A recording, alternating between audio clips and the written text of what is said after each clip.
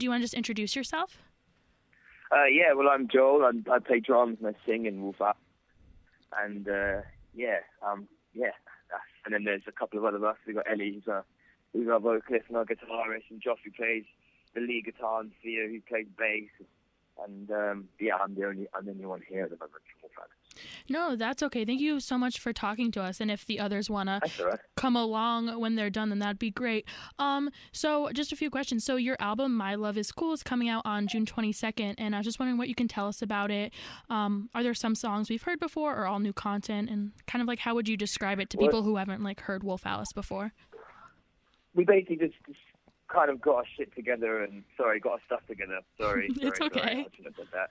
Yeah, when we were getting our stuff together, we were looking at, if we could make maybe 20 songs of new material, we would be really happy, which we had, material we hadn't used previously. And so we thought, well, let's focus the album mainly on new music.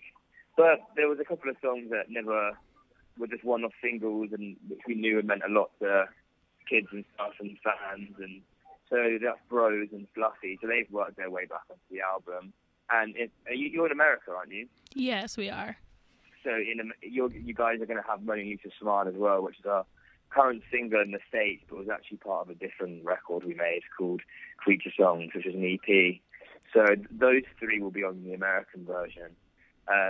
We just, we kind of got to do them, I wouldn't say better, but we got to do them as we would now, rather than, we didn't want to put them on the record just as they were when we recorded them like 2 years ago. That wouldn't really do anything for anyone, I think. No, so yeah. A bit of a spruce up. And but other than that, it's all new material. Some are like 2-3 years old. Some of them are like 4-3 months old. That's awesome. So so it's like stuff that's old to us. It's still going to be new to you guys. Yeah, awesome. So I was just like kind of wondering what was the process of writing and recording the new album, and kind of what are your favorite songs on the new album? My favorite songs kind of change all the time because I do really enjoy them all. I think it's lucky that I still like the record. It can go the other way, I think, sometimes. But the writing process was different for every single song, and nothing was really written in the studio. There was like bits and bobs that added in the studio, but every song we came in with, we had a pretty like fixed idea, with the exception of maybe a song called Freezy, which we had so many different versions from over time that really the version that is now in the album was one that we sort of like picked up and discovered and started doing when we were in the studio. But we still had a focus for it beforehand. But yeah, it was 7 weeks, like in the week with the weekends off with a really good guy called Mike Crosby, and we just got our teeth sort of like stuck into it and worked really hard and stuff. And it was right up to Christmas, and we didn't really do anything Christmassy. We just sat in the studio in North London in a place called Wood Green, which couldn't be any more un-Christmassy. And just kind of got on with it, and we didn't let ourselves out until we were happy with it. That's awesome. And you guys have been touring a lot and have been playing a ton of live shows, but you only have a couple of EPs and a couple of singles out. And I was just wondering, like, what do you guys think is the best part about playing live, and why is it important to you to get out there and play to a crowd before, I guess, the official debut album is out? I think it's one of the most important ways of finding people that might want to actually buy your album, Yeah. It's like if we brought an album out the day we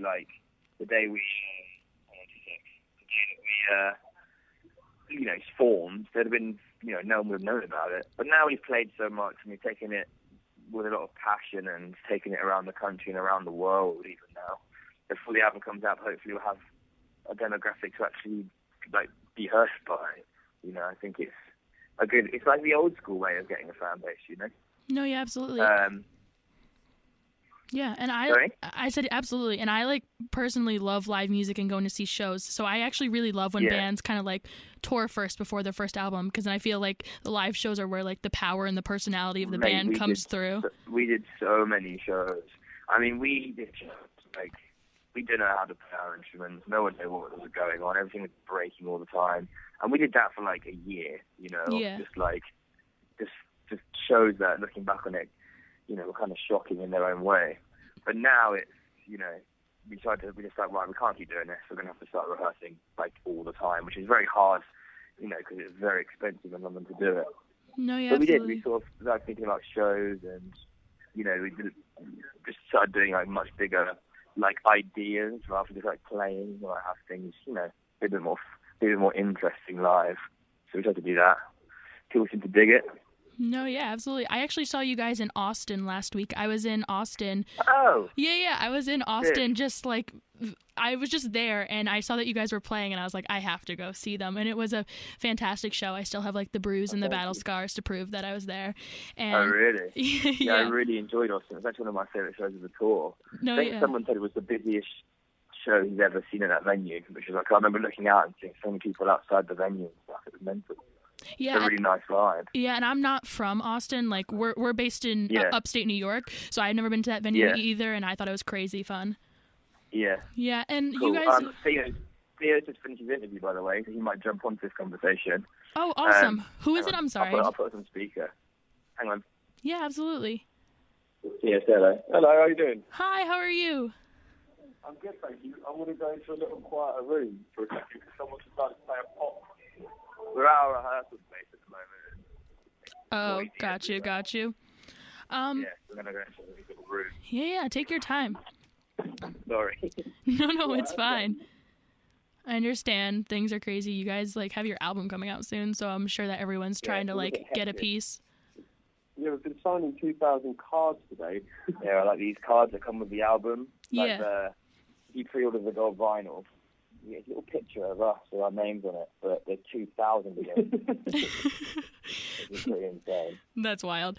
I was just like wondering that you guys recently played Shepherd's Bush Empire in London. I studied abroad in London, so I kind of like have like an idea a little bit of these venues. But so you guys played Shepherd's Bush Empire, and then in September I think you guys are playing Bristol Academy, those are both like huge shows, and that's like that's amazing that you guys get to play that. And I was just wondering like how this Shepherd's Bush show was, and how has it been being on tour, and kind of where have you played some of your favorite shows?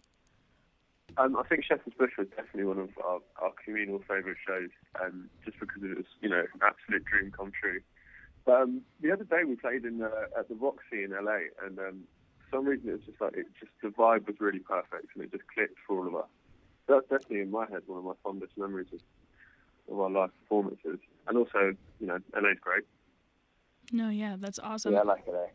That was a really good show. Yeah, there's been loads. I think when one of our managers was like, we're doing Brixton Academy, it was pretty crazy because that's a big venue and it's quite like a legendary venue. I don't think we were worried that people might be like, what are they doing? They're not ready to do that, but we're going to have to be now. So no, yeah. I haven't got a lot of choice now, so we're going to get ready and make sure you've got the best gig you possibly can. I'm excited for it, actually. Yeah, and I feel like for a lot of bands, the Brixton Academy seems to be like the first big show a lot of bands play. Like I remember last year sometime I saw Haim before they kind of like blew up and at Brixton Academy, and they were like, this is our first big show, what the heck?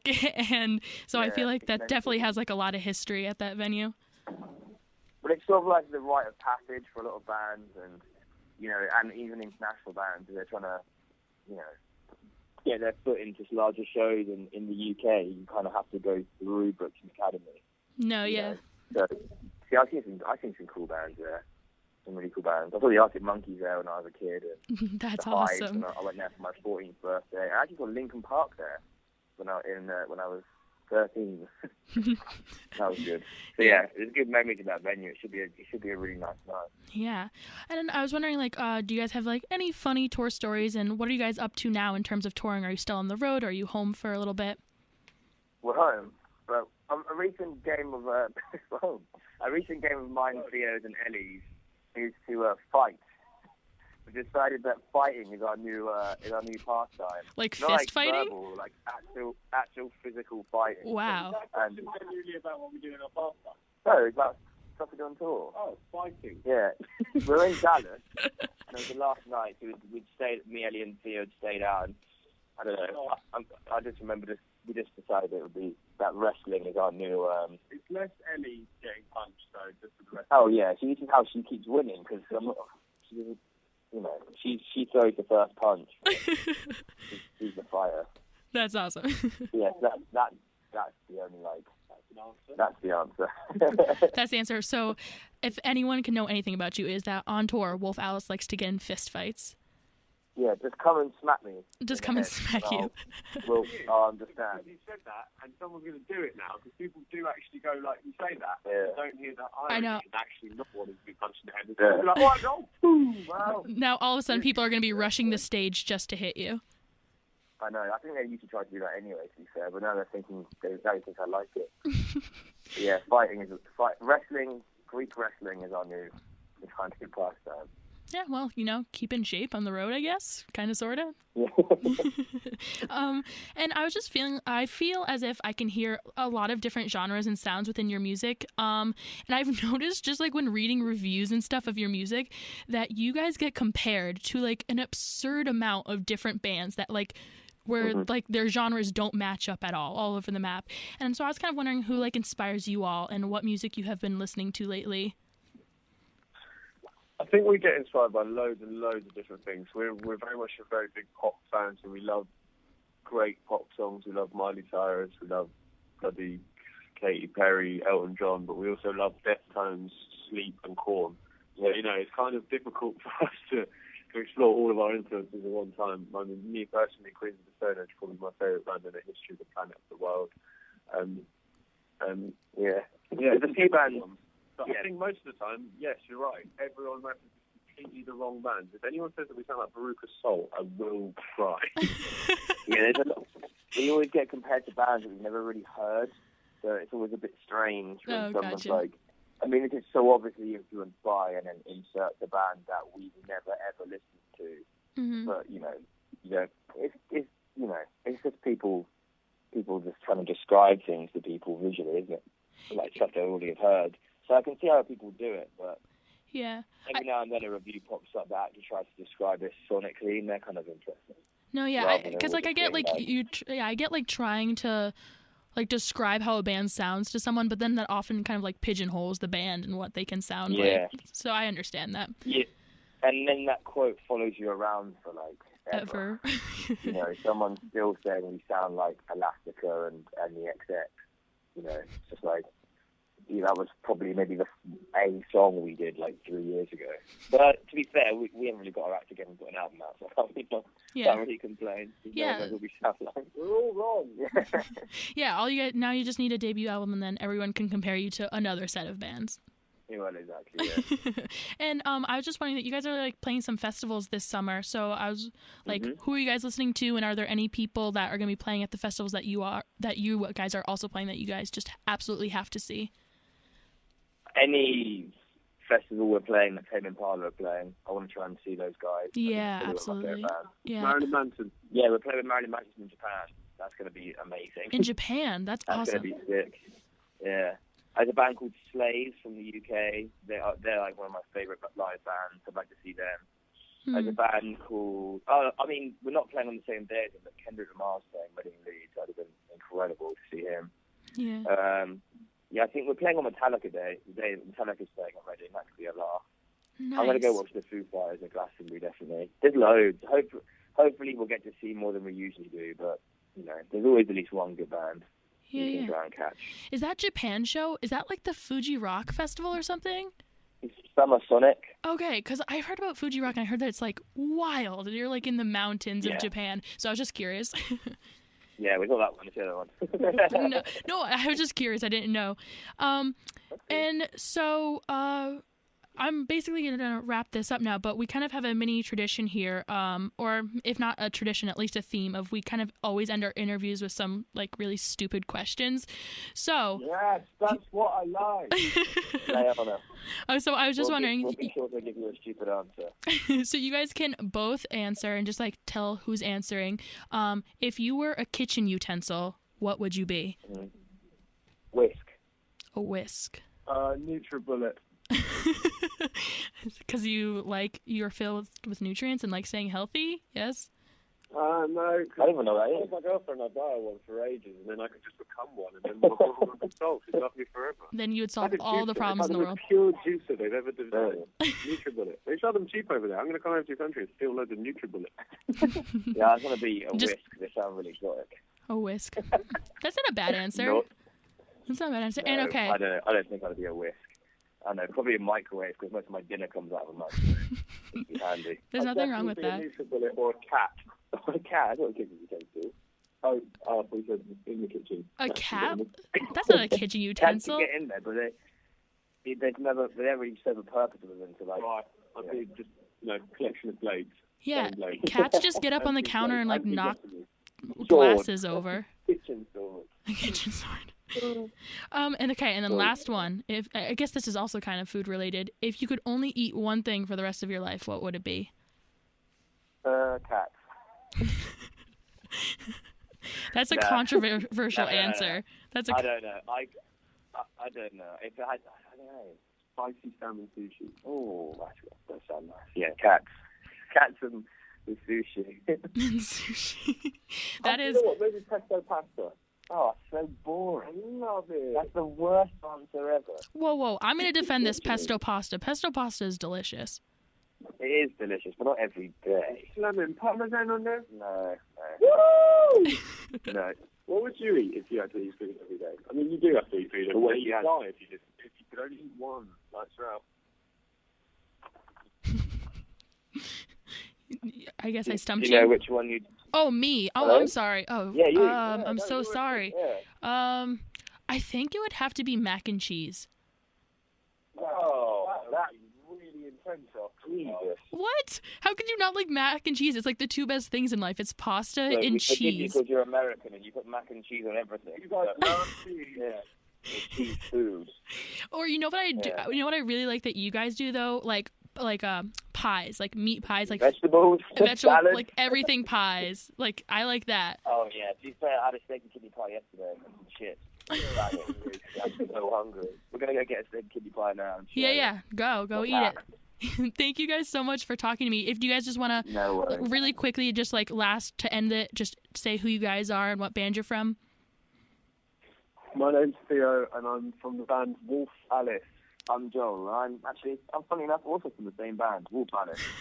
Great. Thank you guys so much for talking to me, and good luck with your album release, and have a great tour, and I'm excited to hear it. Thank you so much. Bye, guys. Bye. You just heard our interview with Wolf Alice here on VIC Radio, and if you're interested, you can definitely check out their new album, My Love Is Cool. It's coming out on June 22nd. Thank you for listening.